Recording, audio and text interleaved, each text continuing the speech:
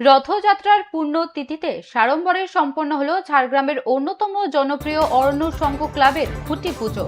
এই ঐতিহ্যবাহী ক্লাবের খুঁটি পুজোকে কেন্দ্র করে এদিন এলাকায় ছিল উৎসবের আমেজ। পাশাপাশি বৃক্ষরোপণ কর্মসূচির আয়োজন করা হয়।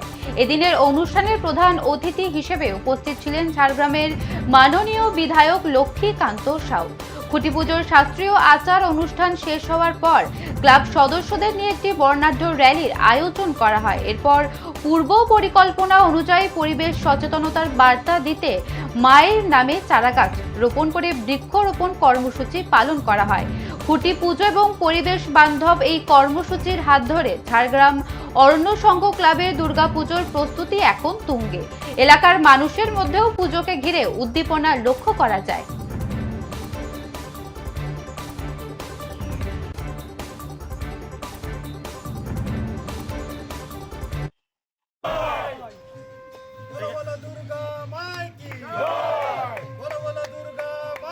যাচ্ছে যে রথযাত্রার আগামী মায়ের শহরবাসীকে আমার পক্ষ থেকে শুভেচ্ছা অভিনন্দন, এবং এর থেকে পবিত্র দিন তো আর হয় না।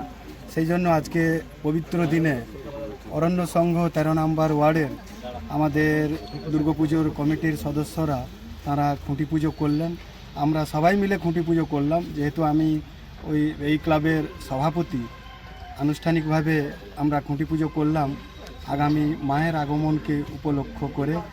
মা সবার উপর আশীর্বাদ বর্ষণ করুন, প্রভু জগন্নাথ সবাইকে সুখে রাখুন।